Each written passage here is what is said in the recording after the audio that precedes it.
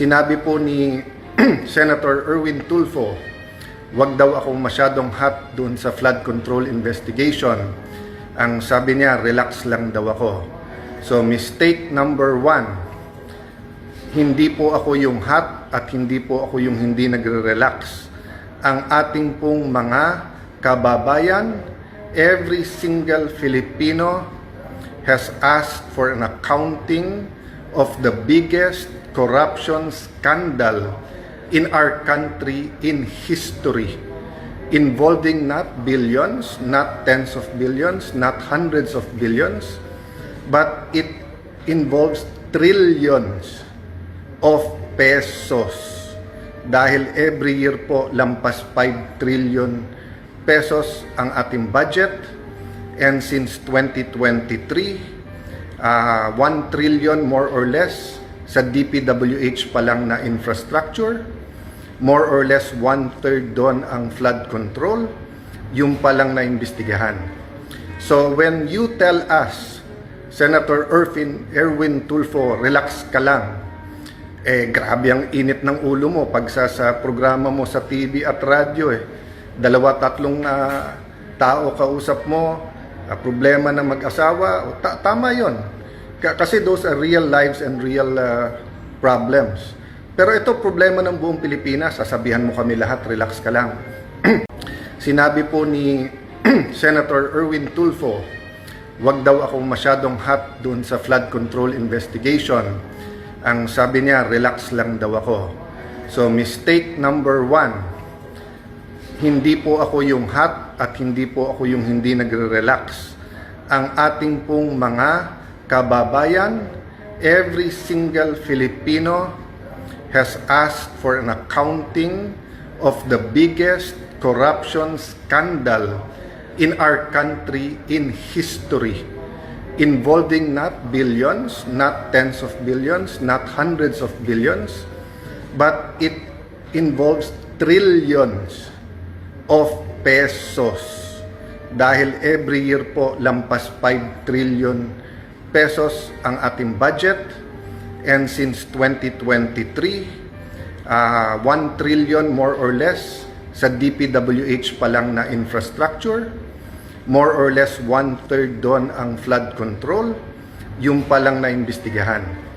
So when you tell us, Senator Erwin Tulfo, relax ka lang, grabe ang init ng ulo mo pag sa programa mo sa TV at radyo, 2-3 tao kausap mo, problema ng mag-asawa, tama yon. Kasi those are real lives and real problems. Pero ito problema ng buong Pilipinas, sasabihan mo kami lahat, relax ka lang. Sinabi po ni Senator Erwin Tulfo, wag daw akong masyadong hot dun sa flood control investigation. Ang sabi niya, relax lang daw ako. So mistake number 1, hindi po ako yung hot at hindi po ako yung hindi nagre-relax. Ang ating pong mga kababayan, every single Filipino has asked for an accounting of the biggest corruption scandal in our country in history, involving not billions, not tens of billions, not hundreds of billions, but it involves trillions of pesos. Dahil every year po lampas 5 trillion pesos ang ating budget, and since 2023, 1 trillion more or less sa DPWH pa lang na infrastructure, more or less 1/3 doon ang flood control, yung pa lang na imbestigahan. So when you tell us, Senator Erwin Tulfo, relax ka lang, grabe ang init ng ulo mo pag sa programa mo sa TV at radyo, 2-3 tao kausap mo, problema ng mag-asawa, tama yon. Kasi those are real lives and real problems. Pero ito problema ng buong Pilipinas, sasabihan mo kami lahat, relax ka lang. Sinabi po ni Senator Erwin Tulfo, wag daw akong masyadong hot dun sa flood control investigation. Ang sabi niya, relax lang daw ako. So mistake number 1, Hindi po ako yung hot at hindi po ako yung hindi nagre-relax. Ang ating pong mga kababayan, every single Filipino has asked for an accounting of the biggest corruption scandal in our country in history, involving not billions, not tens of billions, not hundreds of billions, but it involves trillions of pesos. Dahil every year po lampas 5 trillion pesos ang ating budget, and since 2023 1 trillion more or less sa DPWH pa lang na infrastructure, more or less 1/3 doon ang flood control, yung pa lang na imbestigahan. So when you tell us, Senator Erwin Tulfo, relax ka lang, grabe ang init ng ulo mo pag sa programa mo sa TV at radyo, 2-3 tao kausap mo, problema ng mag-asawa, tama yon. Kasi those are real lives and real problems. Pero ito problema ng buong Pilipinas, sasabihan mo kami lahat, relax ka lang. Sinabi po ni Senator Erwin Tulfo, wag daw akong masyadong hot dun sa flood control investigation. Ang sabi niya, relax lang daw ako. So mistake number 1, hindi po ako yung hot at hindi po ako yung hindi nagre-relax.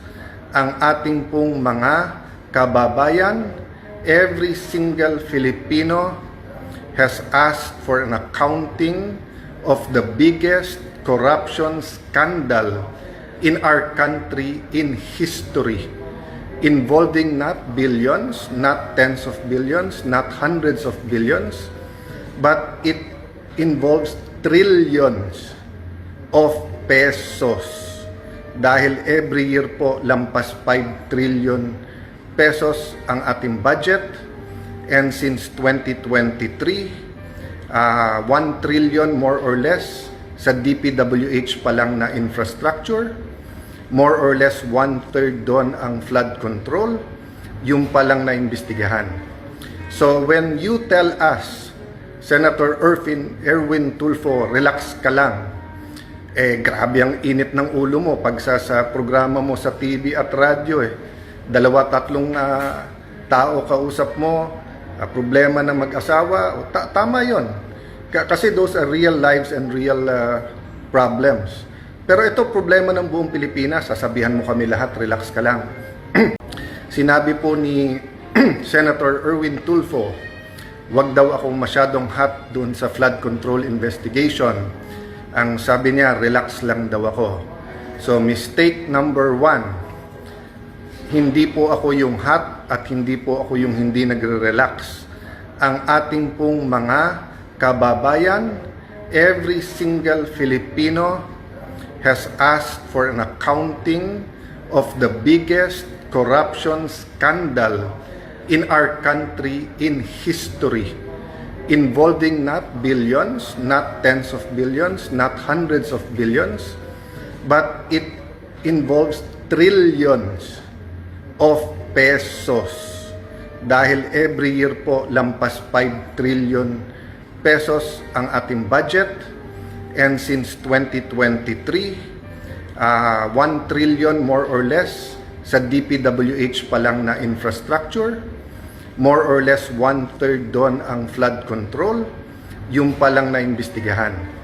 So when you tell us, Senator Erwin Tulfo, relax ka lang, grabe ang init ng ulo mo pag sa programa mo sa TV at radyo, 2-3 tao kausap mo, problema ng mag-asawa, tama yon.